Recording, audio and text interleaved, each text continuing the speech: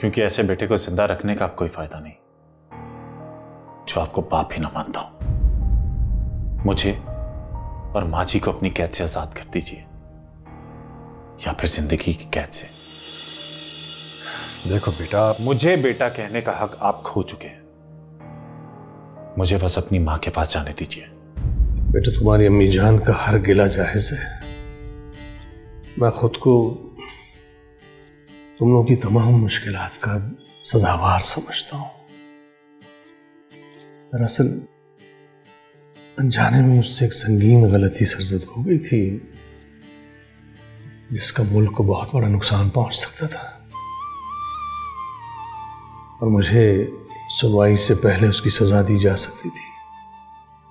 बुज़दिल था, डर के भाग गया।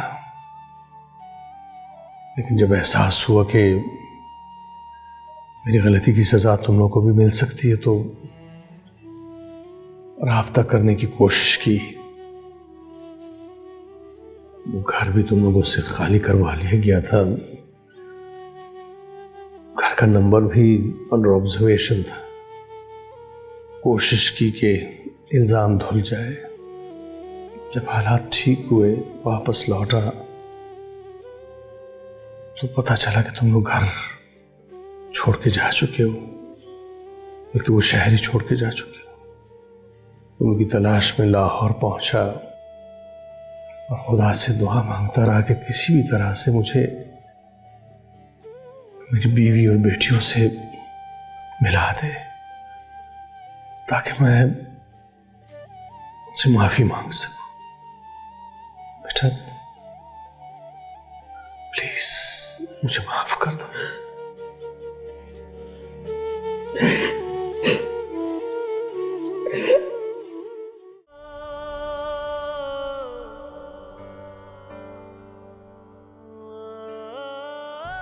आप जानती हैं अम्मी जान, इस वक्त हम कहाँ हैं? गैरों की पनाह में। और ये पनाह कब तक रहेगी, कोई अंदाजा है आपको? और अगर ये पनाह ही हमसे छीन ली गई तो कहाँ जाएंगे हम? अगर तू अपने बाप की हिमायत में ये सारी बातें कर रही है तो चुप हो जा। बकवास बंद कर, मैं तेरी कोई बात नहीं सुनूंगी। उनकी हिमायत में नहीं कह रही, वो तो कब के जा चुके हैं और शायद कभी लौट के भी ना आए। अब आप मेरे सवालों का जवाब देंगी? अगर ये छत भी हमसे छीन ली गई तो कहाँ जाएंगे हम?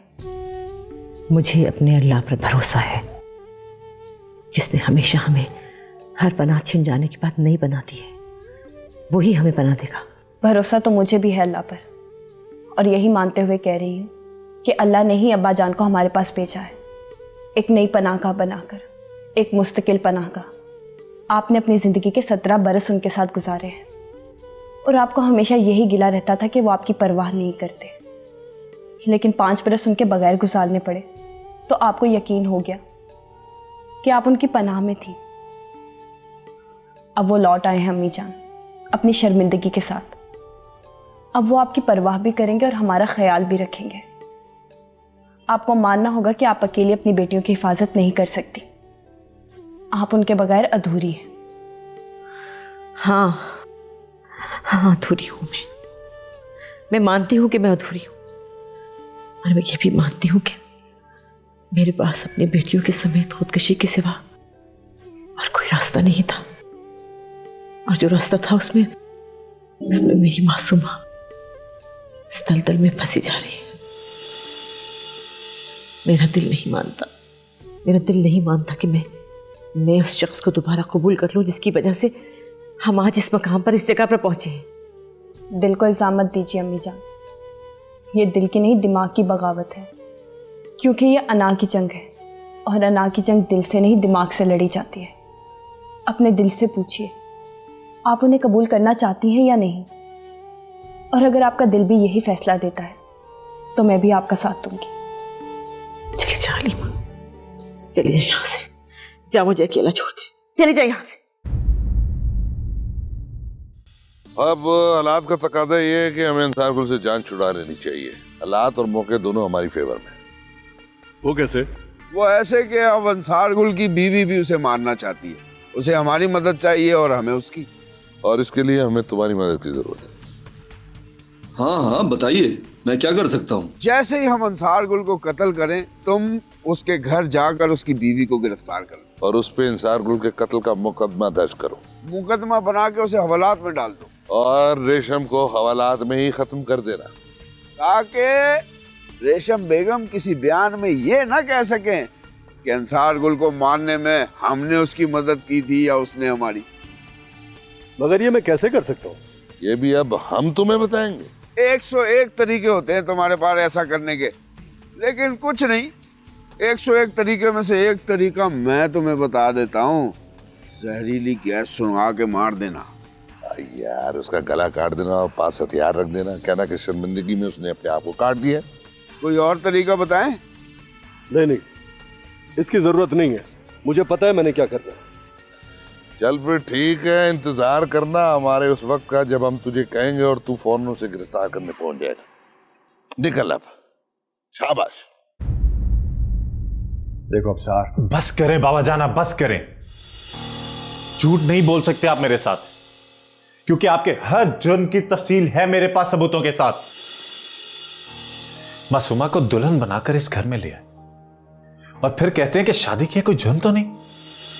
सिर्फ शरई जवाब ढूंढ रहे थे आप, वो भी सिर्फ कानूनी तौर पर यह साबित करने के लिए कि मासूमा एक तलाक याफ्ता लड़की है।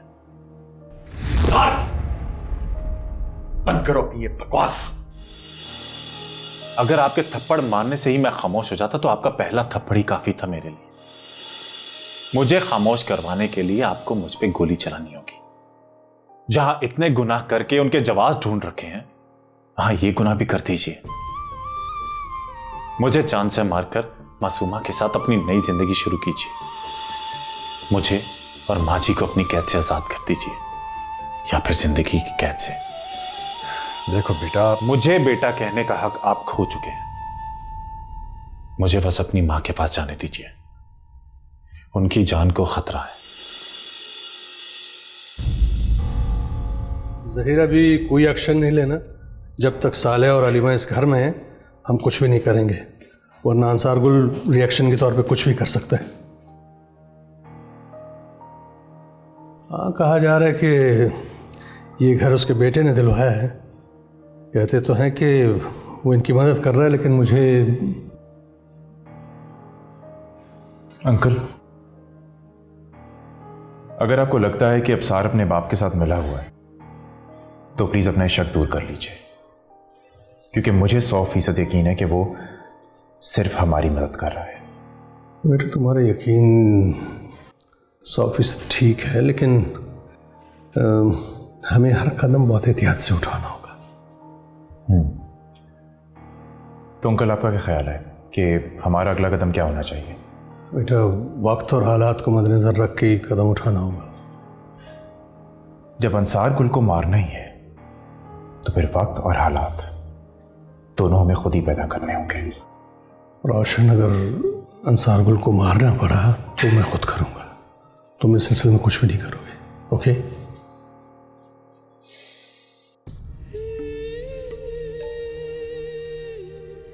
मासूमा, मैं आज अपना हर जुर्म कबूल करने आया हूं।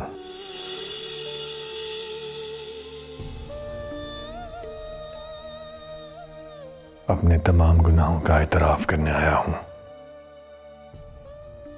मैंने बहुत चाहा, बहुत कोशिश की कि तुम्हें किसी चीज का पता ना चले, और जब तुम मेरी जिंदगी में आ जाओ तो मैं वो सब कुछ तुम्हें दे दूं जो तुम डिजर्व करती हो। लेकिन ऐसा ना हो सका। मैं सब कुछ खोने लगा, यहां तक कि अपना बेटा भी। मैं सब कुछ खोकर जिंदगी गुजार सकता हूं, लेकिन अपने बेटे को खोने का सोच भी नहीं सकता। तुमने ठीक कहा था, ठीक कहा था तुमने कि कोई तो है जो मेरे लिए बद्दुआएं कर रहा है।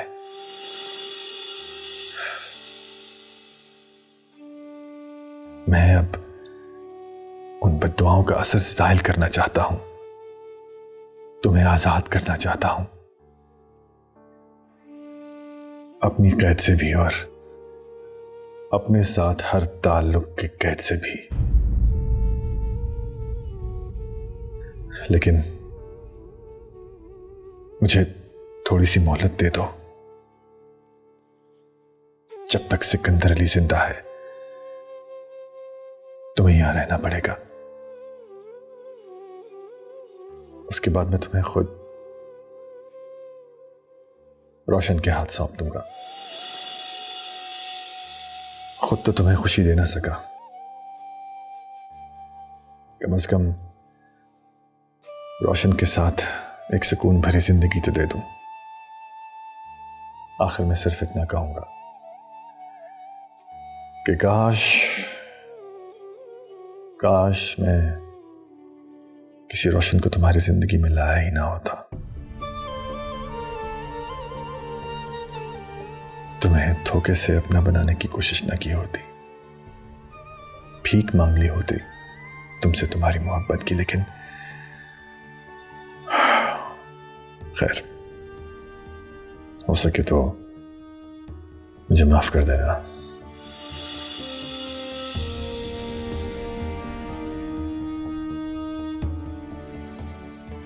आपको क्यों लगता है कि मैं आपको माफ कर दूंगी? इसलिए कि तुम सालिहा हो। काश मैं भी एक साले शख्स होता ताकि तुम्हारी बराबरी कर सकता। मैं तो तुम्हारी माफी के काबिल भी नहीं हूं। आप में तो बड़ी अना थी, कहाँ गई वो अना? क्यों बैठे इस दर पर? सालिहा, ये मर्द एक बहुत कमजोर और गैर महफूज जानवर है और इस बात से वो अच्छी तरह वाकिफ भी है। इसीलिए वो अपनी इस कमजोरी को मसनूई मजबूती के लिबादे में ओढ़े रखता है, उसके पीछे छुपा रहता है। तुम्हारा मुजरिम हूं, तुम्हारी मासूमियत का मुजरिम हूं। ये ख्याल आने में आपको 5 साल लग गए। बताइए, क्यों छोड़ा आपने हमें इस तरह बेसहारा? मैं कहां जाने वाला था सालिहा? मैं तो हर वक्त तुम्हारे एतबार की धज्जियां उड़ा रहा था और मुसलसल तुम्हारी पाकीज़गी की तौहीन कर रहा था अपनी अयाशियों की वजह से, जिन्हें मैं अपने दोगलेपन की वजह से मजहबी तौर पे वाजिब भी समझता था। और एहसान अली जैसे लोग मेरी इस कमजोरी से फायदा उठा रहे थे।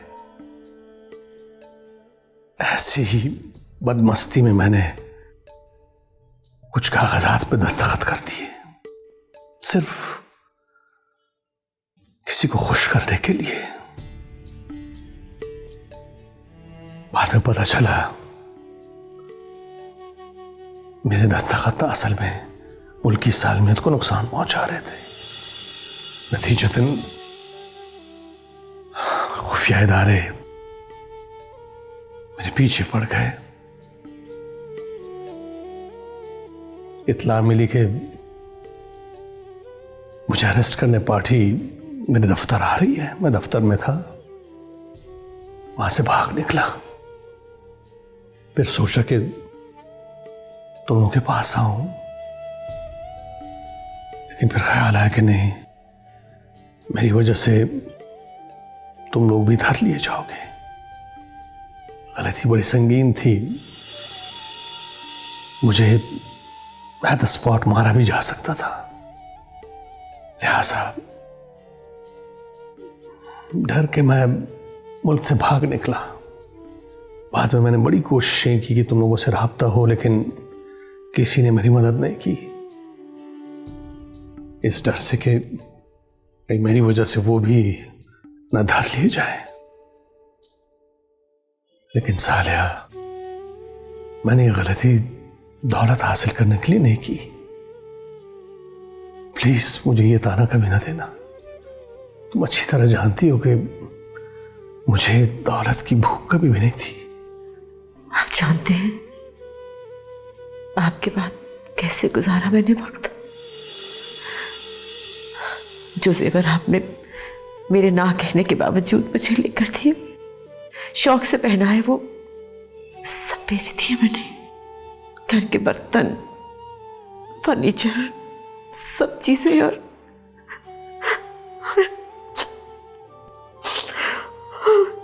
नौबत यहां तक आ गई कि मासूमा। प्लीज सालिया, आगे आगे कुछ मत कहना। मुझे मेरे किए की सजा उस वक्त ही मिल गई थी जब मुझे पता चला कि मेरी औलाद मुझ जैसे दरिंदों की कैद में है। मैं कितनी मजबूर हो गई थी कि ये भी ना बताऊं आपको। मैं समझी थी एहसान अली पर आपके बहुत एहसानात हैं, वो हमारी मदद करेगा जरूर। उसने हमारी मदद तो की, लेकिन उसके बदले में हमारी इज्जत। एहसान अली जैसे लोग मुझ जैसे कमजोर और बुज़दिल मर्दों की वजह से जिंदा है, लेकिन सालिया अब उसे मैंने खत्म करना है। मैं असल मुजरिम तुम्हारा हूं। अगर तुम मुझे माफ कर सको तो मुझे कुछ सुकून मिल जाएगा।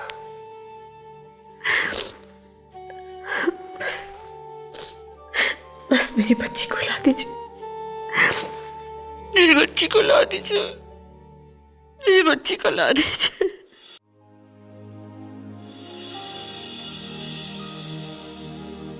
मैंने आपसे कहा था ना, जब तक आप मुझे अपनी जिंदगी से नहीं निकालेंगे मैं आपके घर से नहीं जाऊंगी। इसीलिए लौट आई हूं। आप भले अपनी कोशिशें जारी रखें। वो बस उस दिन गुस्से में आपको और आपके गुस्से को अच्छी तरह से जानती हूँ, लेकिन मुझे लगा कि शायद आप भी मेरी जिद को जानते हैं। तुम्हारी जिद के सामने मैं हार मानने की जरूरत नहीं है अंसार। जितनी बार भी आपने मासूमा को दिल से निकालने का कहा, हर बार धोखा ही दिया आपने। इस बार तुम्हें धोखा नहीं होगा। अच्छा, लगता है पक्का इरादा कर लिया आपने कि अब आप मुझे धोखा नहीं देंगे।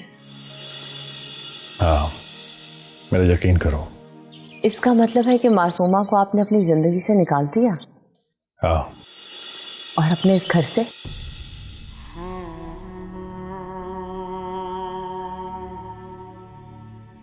धोखा देने से पहले, मुझे इस तरह एक नया यकीन दिलाने से पहले कम से कम उसकी तैयारी तो कर ली होती है आपने।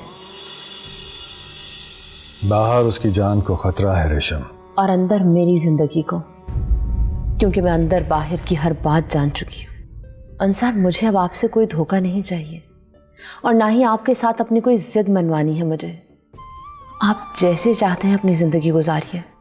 आपको मासूमा मुबारक हो, अपनी जिंदगी में भी और आपके इस घर में भी।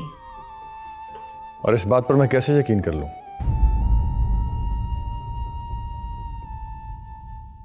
आपको क्या लगता है मैं आपको धोखा दूंगी?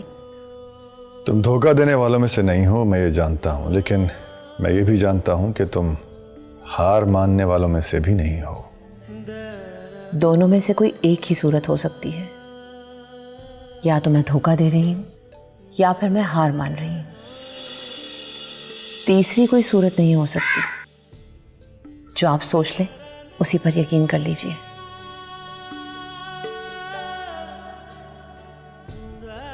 और हाँ, मैंने आपको मासूमा के साथ शेयर करने के लिए खुद को मनाया है। आपके दिल और घर की हुकूमत उसके हाथ सौंपने पर नहीं। अब्बाजान, आप सब अपनी जाने खतरे में क्यों डाल रहे हैं? इसका कोई कानूनी तरीका भी तो हो सकता है ना? तो कानूनी तरीका होता तो सबसे पहले वही चुनता। अनफॉर्चुनेटली नहीं है। हम जानते हैं कि उसने ज़बरदस्ती उसके साथ निकाह किया होगा, लेकिन वो निकाह रजिस्टर्ड है, हम कुछ नहीं कर सकते। कानूनी रास्ते पर जाने का मैं भी कायल नहीं हूं, क्योंकि वो कानून का ही गलत इस्तेमाल करके हमें अभी तक शिकस्त देता है। रोशन, मुझे लगता है कि तुम गलत कदम उठाने का सोच रहे हो। अंकल, गलत लोगों के साथ गलत ही किया जाता है। ऐसे तुम्हारी जान को खतरा हो सकता है।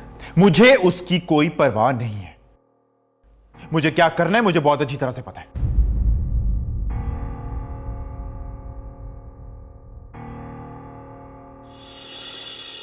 मैंने आपसे कहा ना कि मेरे मामलात में टांग मत अड़ाया करें।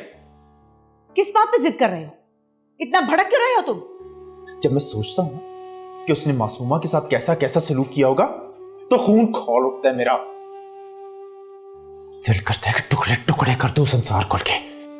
मासूमा जिंदा है वहां, क्या इतना काफी नहीं तुम्हारे लिए? या फिर तुम ये सोच रहे हो कि मासूमा उसके पास रह के नापाक हो गई? अगर ऐसा सोच रहे हो तो फिर मासूमा का गला खुद घोट दो। ऐसा ही सोच रहे हो ना? एक बात का मुझे ना सिर्फ यकीन है बल्कि ईमान है मेरा कि मासूमा को आज तक किसी ने नहीं छुआ। तो फिर इतना भड़कने की क्या जरूरत है?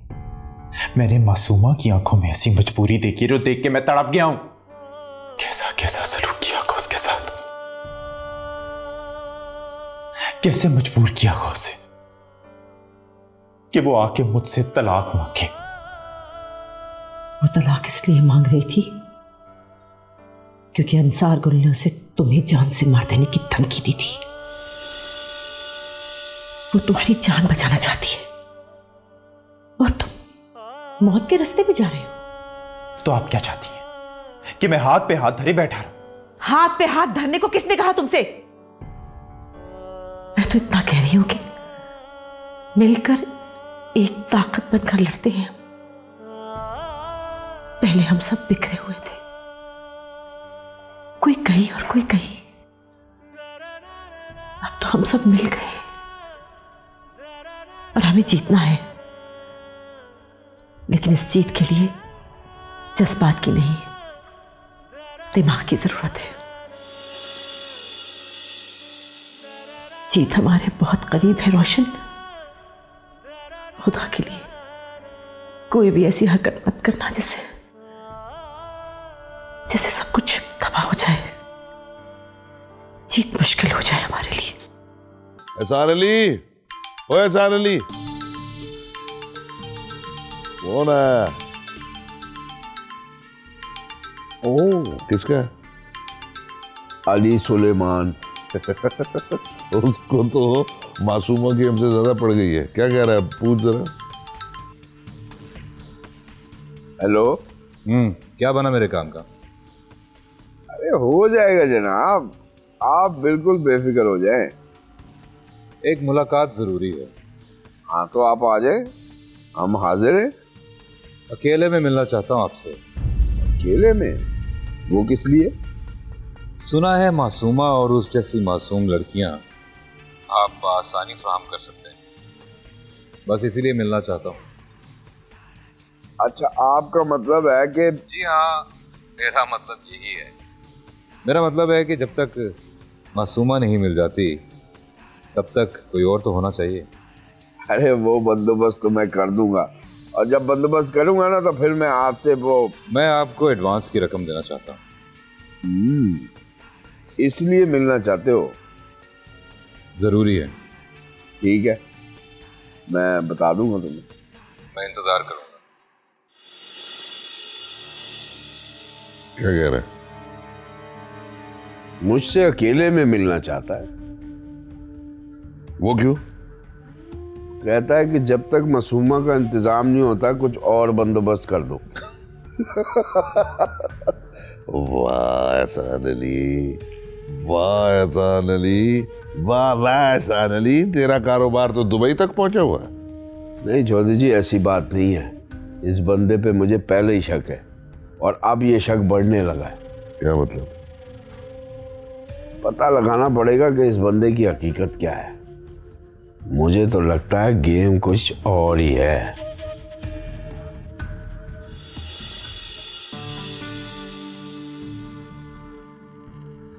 हाँ दिलावर, कैसे आना हुआ? बहुत खतरनाक किस्म की खबर लाया हूं जोई साहब। वो क्या? आप पर कातलाना हमले की तैयारी हो चुकी है जोई साहब, और आप ही के घर में आपके कत्ल करने का मंसूबा बन चुका है। तुम्हें कैसे पता? मुझे इस मंसूबे में शामिल करने के लिए ये सब कुछ बताया गया है। प्लान क्या है? घर का भेदी लंका ढाएगा जोई साहब। मतलब मेरा ही कोई आदमी उन लोगों के साथ मिला हुआ है? आदमी नहीं जोई साहब, औरत। क्या मतलब है? सीधी बात करो। मतलब यह है कि आपकी बीवी उनके साथ मिली हुई है। क्या बकवास कर रहे हो तुम? मैं बकवास नहीं कर रहा, सच बोल रहा हूं जोई साहब। जो कुछ मुझे सिकंदर चौधरी और एहसान अली ने बताया है 100% आपको बता रहा हूं। और ये उनके दरमियान तय हो चुका है कि आपकी बीवी मौका देखकर उनको यहां बुलाएगी और वो आपका कत्ल कर देगी। ऐसा कैसे मुमकिन है? किस मौके की बात कर रहे हो तुम? मुझे नहीं पता चौधरी साहब, मैंने सारी इंफॉर्मेशन आपको दे दी है। अब यह आप पर है कि उनके वार करने से पहले आप उन पर वार कर दें। तो ये सब कुछ तुम्हें क्यों बताया गया है? मुझे इसलिए जोई साहब कि आपके कत्ल के इल्जाम में मैं आपकी बीवी को गिरफ्तार कर लूं और वो साफ बच जाए। और तुम उनसे गद्दारी क्यों कर रहे हो? ये जो सिकंदर चौधरी है ना, ये बंदा ठीक नहीं है जोई साहब। ये खामखा मेरी जान का दुश्मन बनाओ। मैं तो चाहता हूं कि आप जल्द अज जल्द इसको खत्म कर दें।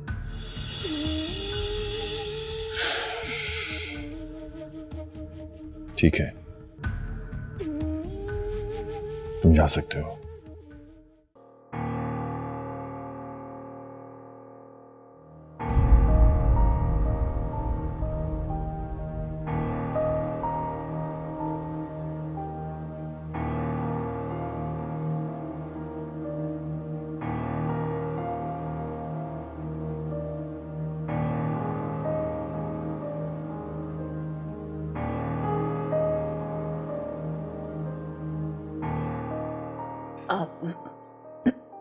आप इस वक्त अपनी नई नवेली दुल्हन छोड़कर मेरे कमरे में?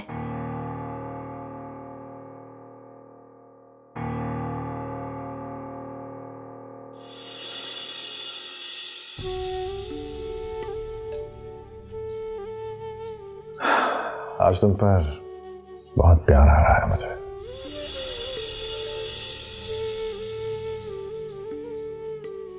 फिर से कोई धोखा देने आए हैं आप? सवाल ही पैदा नहीं होता, क्योंकि मेरे दिल ने मुझे फैसला दिया है कि तुम हार मान चुकी हो। हालांकि तुम चाहती तो धोखा भी दे सकती थी मुझे। क्या ख्याल है ऋषि? अगर तुम्हें मुझे धोखा देने का मौका मिले तो क्या करोगी? तुम्हारे ख्याल में मैंने 3 बार तुम्हारी जान लेने की कोशिश की। अब अगर तुम्हें मेरी जान लेने का मौका मिले तो क्या करोगी? शायद आपको मुझ पर भरोसा नहीं रहा। पहले नहीं था, लेकिन अब मेरा दिल तुम पर भरोसा करने की हिमायत कर रहा है। क्या आपका दिल पुरसुकून है? शायद नहीं। तो फिर आपको धोखा दे रहा है आपका दिल? दिल की बेसुकूनी की वजह कुछ और है। आज तक जितने दुख तुम्हें दिए हैं उनका खमियाजा देने तक ये दिल खुद को बेसुकूनी की सजा सुना रहा है। अंसार, मुझे दिए हुए दुखों का खमियाजा कभी नहीं दे सकते आप। क्या करना होगा दिल की बेसुकूनी को सुकून में बदलने के लिए?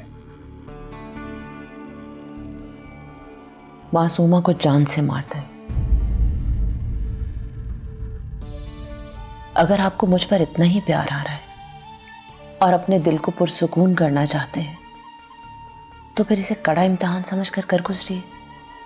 और अगर मैं तुम्हें किसी कड़े इम्तिहान में डालूं तो?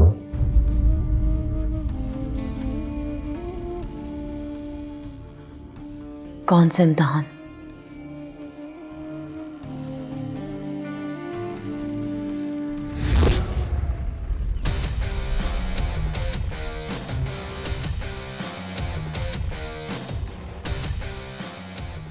चाहो तो मार डालो। इस पिस्टल में यकीनन गोलियां नहीं होंगी। अगर मैंने गोली चलाई और पिस्टल खाली निकली तो मुझे मार डालेगा ये।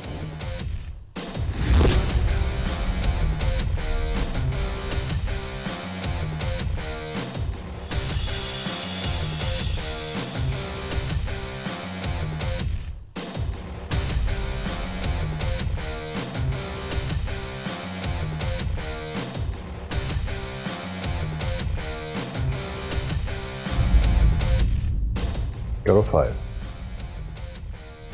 सिर्फ इतनी गुजारिश है कि दिल से सोचना, दिमाग से नहीं।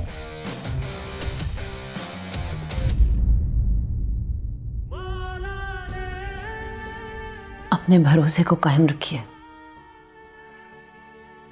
आपको मुझे किसी इम्तिहान में डालने की जरूरत नहीं है।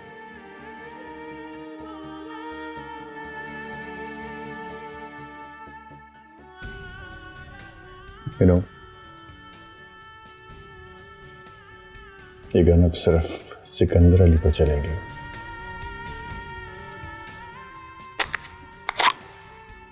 इसकी सारी गोलियां सिकंदर अली के सीने में ही उतरेंगी।